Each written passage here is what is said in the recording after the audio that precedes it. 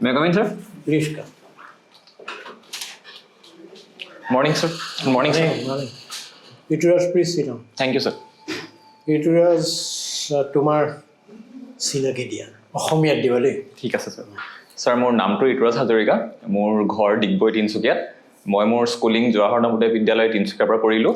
তাৰপিছত মই মোৰ গ্ৰেজুৱেশ্যন জিঅ'লজিত কৰিবৰ কাৰণে দিল্লী ইউনিভাৰ্চিটিৰ পৰা কৰিলোঁ। গ্ৰেজুৱেশ্যন কৰি পিনে মই মোৰ পষ্ট গ্ৰেজুৱেশ্যনটো পাব্লিক এডমিনিষ্ট্ৰেশ্যনত কৰিছোঁ from distance medium in ignore. এইটো মেইনলি মোৰ এটা একাডেমিক এক্সপ'জাৰ পাবৰ কাৰণে কৰিছিলোঁ আৰু মোৰ হবি প্ৰাইমেৰিলি ফুটবল খেলা হয়। অ'কে তোমাৰ ঘৰত কোন কোন আছে মোৰ ঘৰত মা আমি দেউতা খাই আছোঁ দেই ক'ব Sure. মোৰ ঘৰত মা দেউতা আৰু বা বিয়া হ'ল। কি কৰে দেউতা মা মোৰ মা আৰু দেউতা দুজনে আপোনাৰ LIC এছ এজেণ্টছ আছে দুজনে। মই ডিগবৈত ক'ত ঘৰ ৰামনগৰ। ডিগবৈৰ বিষয়ে কোৱাচোন হয় ছাৰ। ডিগবৈ এখন ছাৰ এখন অইল টাউন হিচাপে প্ৰচলিত। আপোনাৰ এছিয়াত চবতছে ফাৰ্ষ্ট অইল ফাউণ্ড হৈছিলে তাতে গৈ পিনে। আৰু তাৰ বাহিৰে ইয়াত ছাৰ আপোনাৰ ব্ৰিটিছৰ এটা বহুত ডাঙৰ হেৰিটেজ বুলি ক'ব পাৰে। আপোনাৰ চেণ্টেনেৰী মিউজিয়াম আছে এটা অইলৰ লগত ৰিলেটেড। আপোনাৰ চেণ্টেনেৰী পাৰ্ক এখন আছে, ৱাৰ চিমেট্ৰি আছে আৰু আপোনাৰ এখন দিহিংপাটকাই নেশ্যনেল পাৰ্কো আছে ছাৰ। অ'কে এইখন কি ৰেইন ফৰেষ্ট নেকি হয় sir, upper Dihing rain forest. মানে কিয় ৰেইন ফৰেষ্ট কি আৰু আছেনে অসমত অকল সেইখনে আছে ছাৰ মোৰ মতে অকল সেইখনেই আছে, মই চিয়ৰ নহয় এইটো বস্তু চাব লাগিব ছাৰ এবাৰ। মানে কি থাকিব লাগে ৰেইন ফৰেষ্টলৈ ছাৰ ৰেইন ফৰেষ্টৰ কাৰণে এটা পাৰ্টিকুলাৰ কেনপি কভাৰ থাকিব লাগে য'ত আপোনাৰ ছানলাইট পেনিট্ৰেট কৰিব নোৱাৰে, যাৰ কাৰণে গছখিনি নৰ্মেল চাইজতকৈ বেছি ওখ হৈ যায়গৈ আৰু কম্পিটিশ্যন এটা হয় বিটুইন আপোনাৰ স্পেচিছখিনি, বটানিকেল স্পেচিছখিনি ছাৰ। ডিগবৈত তোমাৰ ৱাৰ চিমেট্ৰিত বাহিৰেও ছেকেণ্ড ৱৰ্ল্ড ৱাৰৰ কিবা ৰেমনেটছ আছে নেকি ৰেলিক্স কিবা আছে নেকি হয় ছাৰ, মই জনামতে যোনটো ডিগবৈ ৱাৰ চিমেট্ৰি তাতে এটা ৱৰ্ল্ড ৱাৰ টুৰ বাংকাৰ এটা আছে, এয়াৰ ৰেড ছেল্টাৰ বুলি। মই চাব গৈছা হয় ছাৰ, মিউজিয়ামটো যাওঁতে দেখা হয়, খালি যিহেতু বেছি ওচৰৰ পৰা চাব নোৱাৰোঁ, বাহিৰৰ পৰাই দেখা হৈছে ছাৰ সেইটো ছেল্টাৰটো। তুমি তাৰপিছত মানে গ্ৰেজুৱেশ্যন কৰিবলৈ জিঅ'লজি কৰিলা হয় ছাৰ, জিঅ'লজিত। দিল্লী হয় ছাৰ। দিল্লী কোন কলেজত কৰিলা ছাৰ মই ৰামলাল আনন্দ কলেজৰ পৰা কৰিছোঁ। তাৰপিছত তুমি জিঅ'লজি মানে জিঅ'লজি কিয় পঢ়িলা তেতিয়া তুমি মানে বেলেগ ছাবজেক্ট চিট পোৱা নাই জিঅ'লজি ছাৰ মানে সঁচা কথা ক'ব গ'লে মই ক্লাছ 12ৰ পিছত সঁচা কোৱা তুমি মিছা নক'বা হয় ছাৰ, মানে বহুতখিনি অপশ্যনছ মই কনচিডাৰ কৰা নাছিলোঁ। মই জিঅ'লজিটোৱে কৰিছিলোঁ কাৰণ কেলৈ মোৰ তাৰ এটা পাৰ্টিকুলাৰ ছাবজেক্ট ৰিম'ট চেন্সিঙৰ প্ৰতি অলপ ইণ্টাৰেষ্ট আছিলে।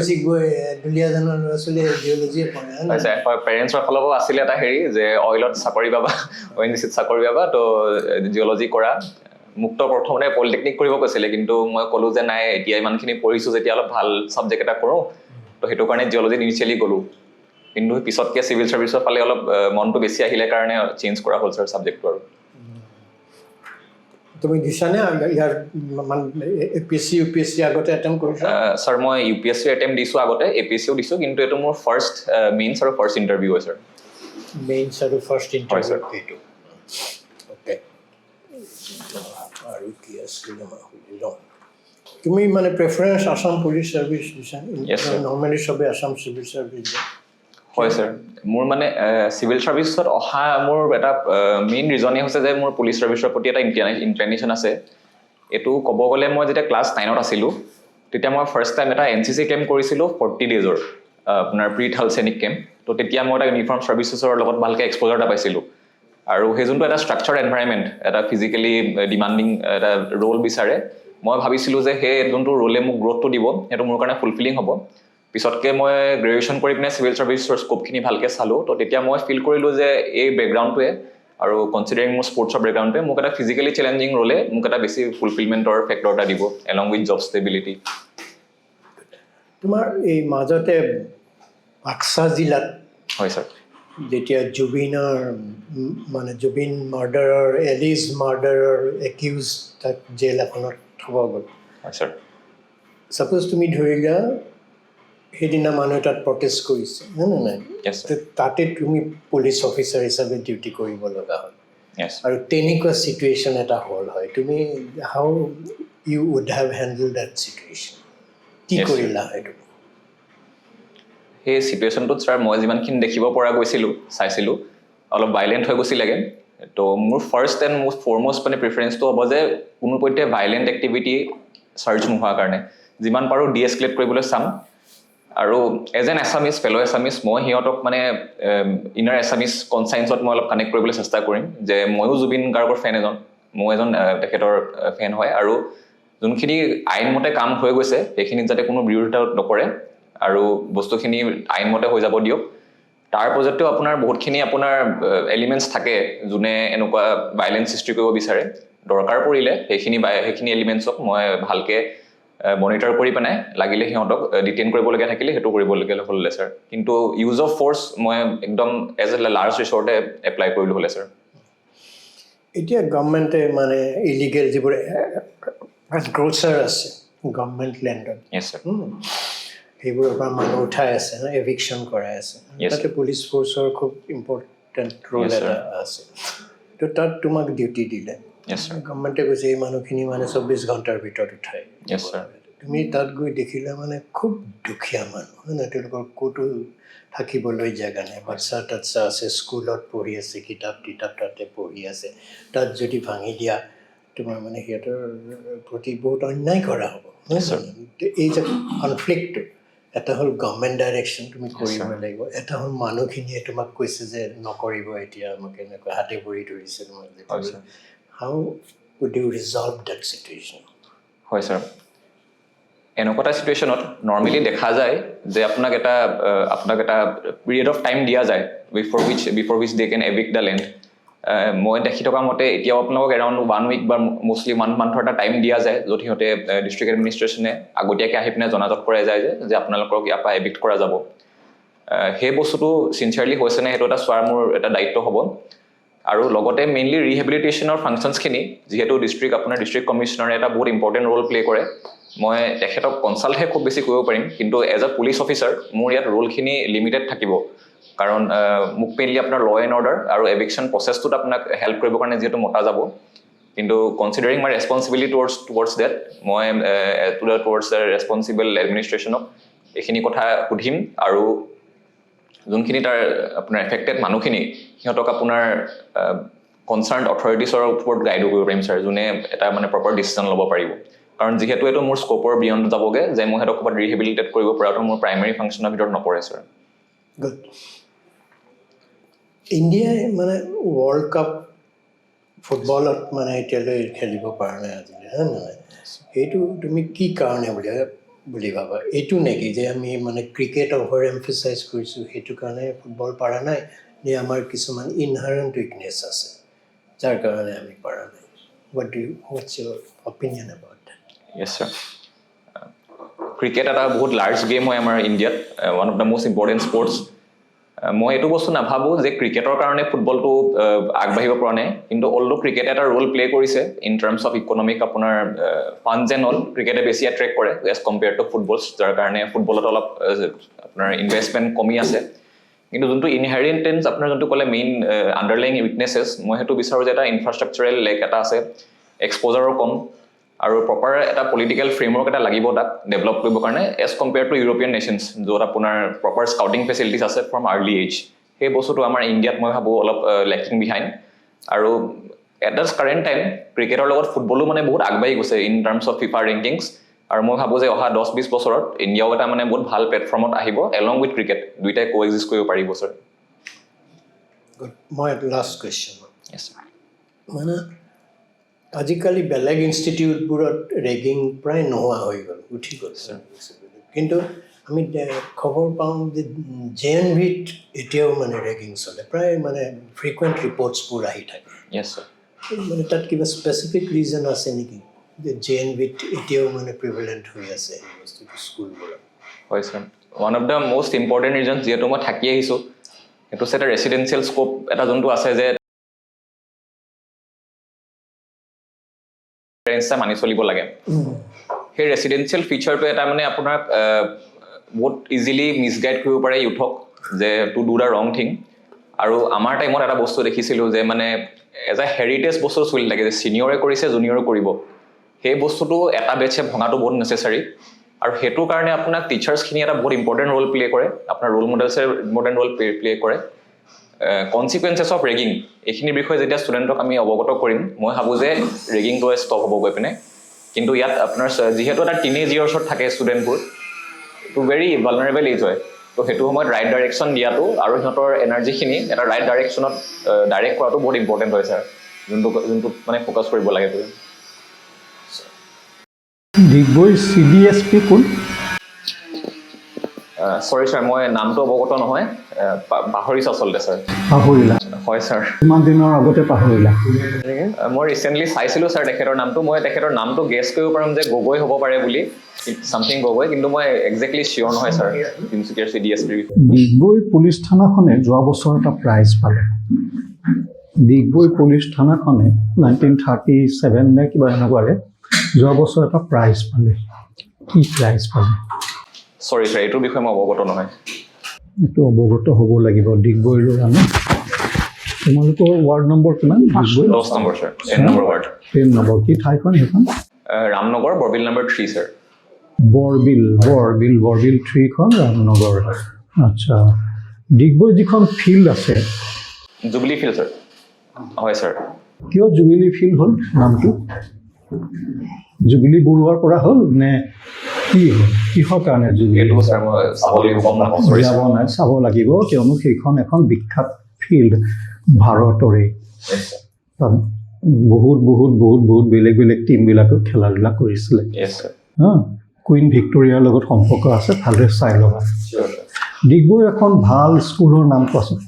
খুব ভাল মানে এইটো মিনিঙত ৰিজাল্টটো ভালেই অন্য ফালৰ পৰা এক্টিভিটিজবিলাক খুব ভাল ছাৰ মই মনত পৰা কাৰ্মেল স্কুল এখন ভাল স্কুল আছিলে ICSE বৰ্ডৰ only school around the area কিয় তুমি নিজকে পুলিচ অফিচাৰ বুলি ফিট বুলি ভাবিলা হয় ছাৰ এটা যেনেকৈ আপোনাক অলৰেডি কৈছোঁ যে এটা মোৰ ফিজিকেল বেকগ্ৰাউণ্ড যোনটো মই স্পৰ্টছত এক্টিভ আছিলোঁ NCCত আছিলোঁ আৰু লগতে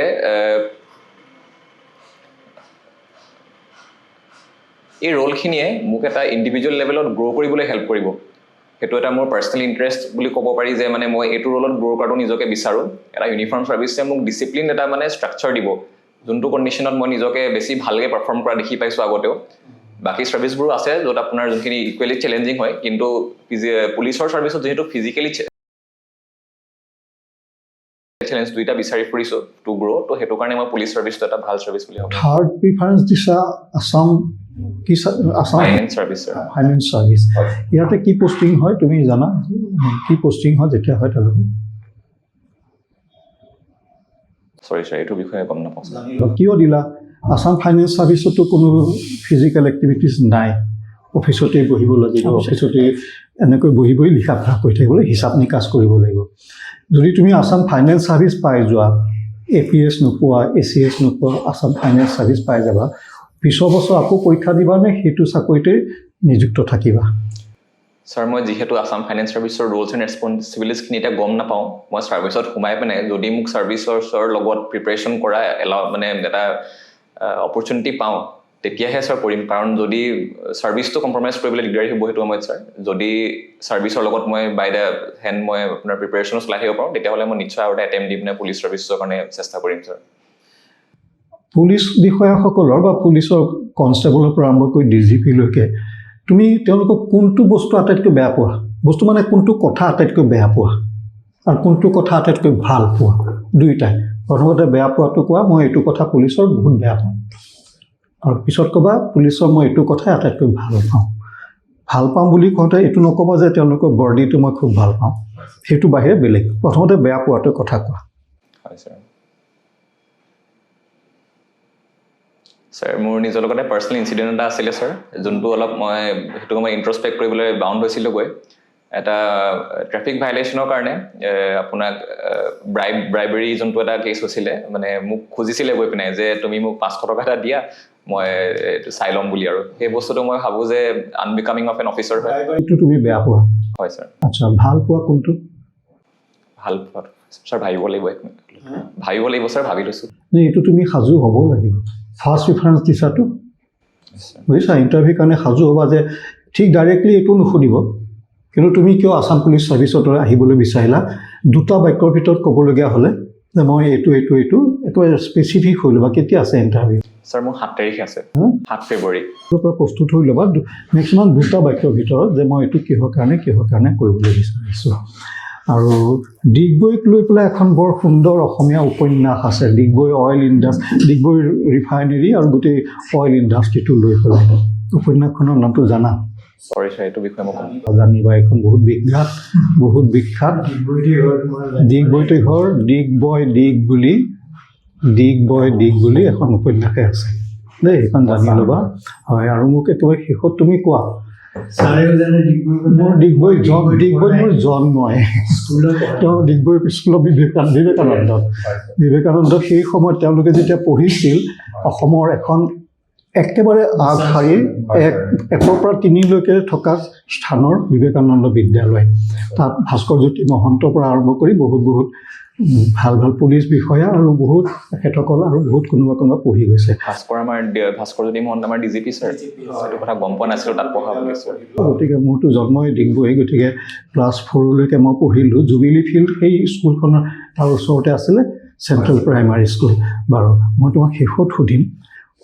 এই এপ্ৰিল-মে মাহত ভাৰতৰ কেইখনমান ৰাজ্যত বিধানসভাৰ নিৰ্বাচন আছে অসম আৰু পশ্চিমবংগ বাদ দি বাকী কেইখনৰ নাম কোৱাচোন 2খন ক'লেও হ'ব কেইবাখনো আছে 2খন ক'লেও হ'ব ছাৰ মই অকল অসম আৰু ৱেষ্ট বেংগলৰ বিষয়ে এতিয়া অৱগতে বাকী 2খন চাব লাগিব ছাৰ ইণ্টাৰভিউৰ সময়ত যদি এইটোকে সুধি দিয়ে কি কৰিবা গতিকে জানি ল'বা দেই যিটো এইটো কাৰেণ্ট এফেয়াৰ্ছ এইবিলাক একেবাৰে কাৰেণ্ট এফেয়াৰ্ছ গতিকে এই কাৰেণ্ট এফেয়াৰ্ছখিনি জানিবা আৰু শেষত আৰু এটা সুধোঁ বাৰু আজিৰ কাৰণে তুমি বাতৰি কাগজ পঢ়ি আহিছা আজিলৈ আহিম বুলি ছাৰ আজিৰখন পঢ়া হোৱা নাই মই বহি থাকোঁতে যোৱাৰ কালিখন পঢ়ি আছিলোঁ কি পঢ়িছিলা ছাৰ মই এনেই নিউজ পেপাৰ এনালিচিছ চোৱা হৈছিলে কাৰণ যিহেতু সময় নাছিলে পঢ়িছিলা কালি পঢ়াৰ কাৰণে ছাৰ মই এটা নিউজ পেপাৰ এনালিচিছ পঢ়িছিলোঁ ছাৰ কাকতখন পঢ়া নাই এনেই বাতৰি কাগজ হিচাপে কোনখন পঢ়া এনেকৈ আছাম ট্ৰিবিউনখন মই ফ'ল' কৰিবলৈ ট্ৰাই কৰোঁ আছাম ট্ৰিবিউন এডিটৰ কোন ছাৰ গম নাপাওঁ চৰি ছাৰ ল'বা এই সৰু প্ৰশ্ন এটা যেতিয়া সুধি দিব দৰকাৰ তুমি তোমাৰ নামটো হ'ল ঋতুৰাজ হয় ছাৰ ঋতুৰাজ তুমি কৈছা তোমাৰ ইণ্টাৰেষ্ট ফুটবল য়েছ ছাৰ সুন্নি গোস্বামীৰ নাম শুনিছা ছাৰ চৰি ছাৰ সুন্নি গোস্বামী ছাৰ এটা গেছ ল'ব পাৰোঁনে কোৱা আমাৰ ছাৰ গল্ডেন এৰা অফ ফুটবলৰ টাইমৰ এজন বিখ্যাত লেফ্ট উইংগাৰ আছিলে চাগে তেখেত ছাৰ তেওঁ কিবা এচিভমেণ্ট তেওঁ চৰি ছাৰ ইমানখিনি মই গম নাপাওঁ অ'কে তুমি নৰ্থ ইষ্টৰ ছাৰ 3জন তোমাৰ মতে গ্ৰেটেষ্ট ফুটবলাৰৰ নাম কোৱা নৰ্থ ইষ্টৰ ছাৰ ডক্টৰ তালিৰামেন আওৰ বিষয়ে মই ক'ব বিচাৰিম আৰু এলেন দেউৰী আছিলে ছাৰ ISLত খেলা আৰু দুৰ্গা বড়ো ছাৰ হয় ছাৰ আৰু ছাৰ কোনোবা তোমাৰ দাৰ্জিলিঙৰ কোনো ছাৰ বাইচুং ভুটীয়া আছে দাৰ্জিলিঙত ছিকিমত কোনোবা আছেনে চৰি ছাৰ মনত পৰা নাই এইটো সময়ত অ'কে এই ৰিচেণ্টলি ISL লৈ কিবা অলপ নিউজ চলি আছে ISL ইছ্যু চলি আছে কি হয় ইছ্যুটো হয় ছাৰ এটা ভিডিঅ' আহিছিলে ছাৰ য'ত আপোনাৰ ছিনিয়ৰ ইণ্ডিয়ান ফুটবল টীমৰ ফেমাছ প্লেয়াৰখিনি এটা মানে ফিফালে এটা মানে অনুৰোধ কৰিছিলে যে ISLক বচাওক বুলি তাৰ বেকগ্ৰাউণ্ডটো এনেকুৱা যে ISLৰ কাৰণে প্ৰপাৰ ফাণ্ডছ নথকাৰ কাৰণে ISLটো ষ্টপ হৈ আছিলে যাৰ কাৰণে সিহঁতৰ এটা মানে টেনিয়ৰ আৰু পে লগত কম্প্ৰমাইজ হৈ গৈছিলে এই ইৰেগুলাৰিটিটো আপোনাৰ ফ্লেগ কৰি পেলাই ছিনিয়ৰ মেম্বাৰ্ছখিনি আপোনাৰ ফিফা কাৰ্ডলৈ এটা ভিডিঅ' বনাই দিছিলে যে we have to save Indian football বুলি ছাৰ যদি ইণ্ডিয়ান ফুটবলৰ ইমান ইছ্যু চলি আছে তুমি কেনেকৈ ক'ব পাৰা যে নেক্সট 10 to 20 ইয়াৰ্ছত ইণ্ডিয়ান ফুটবলে এটা ভাল প্লেটফৰ্ম এটা এচিভ কৰিব হয় ছাৰ ইয়াৰ কোৱাৰ বেচিছটো ছাৰ মোৰ এটাই আছিলে যে আমাৰ আণ্ডাৰ 17 ফুটবল টীমখিনিয়ে কম্পেৰেটিভলি বহুত ভাল পাৰফৰ্ম কৰি আছে সিহঁতে বহুত ডাঙৰ কাণ্ট্ৰিজ লাইক ব্ৰাজিল আপোনাৰ স্পেইন সিহঁতক এভাৰেজ অফ 10 to 1 গ'লছত হৰাই থৈছে তো সেইটো বস্তু চাই পেলাই এটা মানে ব্ৰাইটনিং ফিউচাৰ এটা আমি ক'ব পাৰোঁ কিন্তু সেইটোৰ লগতে ছাৰ ইনফ্ৰাষ্ট্ৰাকচাৰেল ডেভেলপমেণ্ট আৰু পলিচি ছাপৰ্টটো অভিয়াছলি লাগিব কিন্তু স্কিল ৱাইজ যোনটো আমাৰ বহুত মানুহে বিশ্বাস কৰে যে এটা স্কিল গেপ আছে সেই বস্তুটো ছাৰ এতিয়া কমি গৈছে ছাৰ সেইটো হিচাপত মই ক'লোঁ যে যদি পলিচি ছাপৰ্ট ভাল থাকে ফিউচাৰটো এটা ভাল হ'ব ছাৰ গৈ পিনে মেইন তোমাক যদি ইণ্ডিয়ান ফুটবলৰ এটা মেইন প্ৰব্লেম তোমাক ক'ব দিয়ে সেইটো কি হ'ব যদি তুমি কম্পেয়াৰ কৰা ক্ৰিকেটৰ লগত